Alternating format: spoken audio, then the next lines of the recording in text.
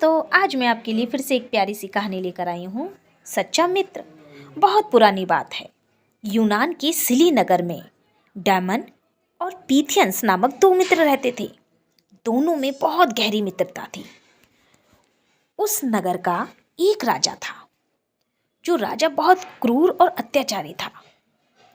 एक बार राजा ने पीथियंस पर कुछ दोष लगाकर उसे कैद कर लिया और उसे फांसी की सजा सुना दी। अब दोनों मित्र बहुत दुखी हुए, क्योंकि फांसी की सजा तो फांसी थी। फांसी देने से पहले राजा ने पीथियंस से पूछा कि हे पीथियंस, तुम्हारी कोई अंतिम इच्छा हो तो मुझे बताओ। पीथियंस ने राजा से कहा, हाँ महाराज, मेरी एक अंतिम इच्छा है। अगर आप चाहो तो पूरी कर सकते हो। राजा ने कहा, आपकी अंतिम इच्छा क्या है? पीथियंस ने कहा, हे महाराज, मैं अपने परिवार से मिलना चाहता हूँ। राजा ने कहा, ठीक है पीथियंस, लेकिन यहाँ की एक शर्त है। मेरी एक शर्त है कि यदि तुम्हारी जगह कोई दूसरा व्यक्ति इस जेल में रहे तो तुम अपने परिवार से मिल सकते हो। डायमन उस समय वहां पर था। उसने महाराज की बातें सुनी और उसने पीथियंस से कहा कि हे मेरे दोस्त, मैं तुम्हारी जगह रहने के लिए तैयार हूँ। मैं जेल में रहना स्वीकार करता हूँ। तुम अपने परिवार से मिलके आ जाना। पीथियंस नाव में बैठकर अपने परिवार से मिलने चला गया।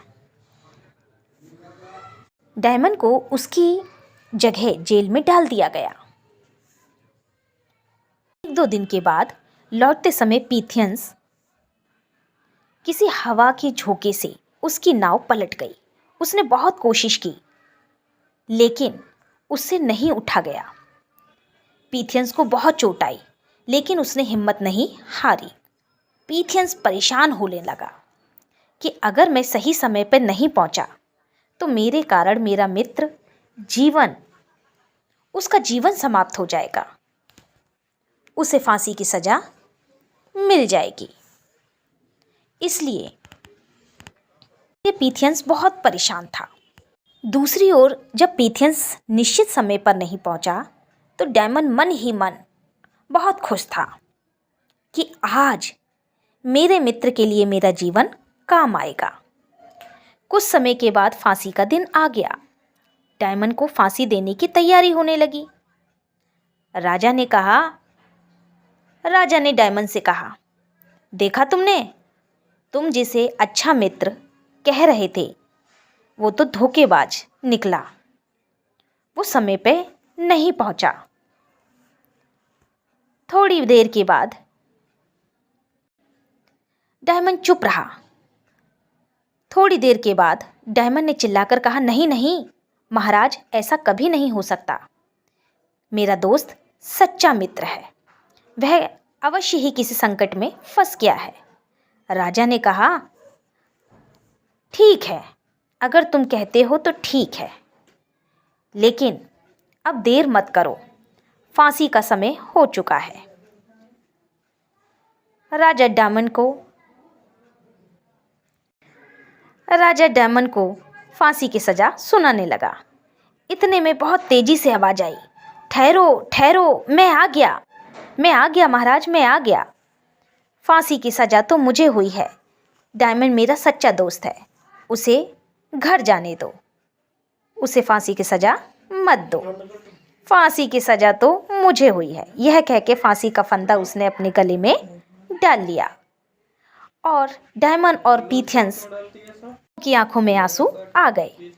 राजा ने कहा, रुको रुको रुको, अब ये फांसी की सजा नहीं होगी। मैं ऐसे सच्चे मित्र की जोड़ी को अलग नहीं कर सकता। मैं चाहता हूँ कि तुम्हारी यह सजा मैं माफ़ करता हूँ, और मेरी एक इच्छा है कि तुम मेरे दरबार में एक अच्छे सलाहकार बनो। क्योंकि सच्चे लोगों की बहुत ज़रूरत होती है। इतना कह के राजा की आंखों में से आंसू बहने लगे।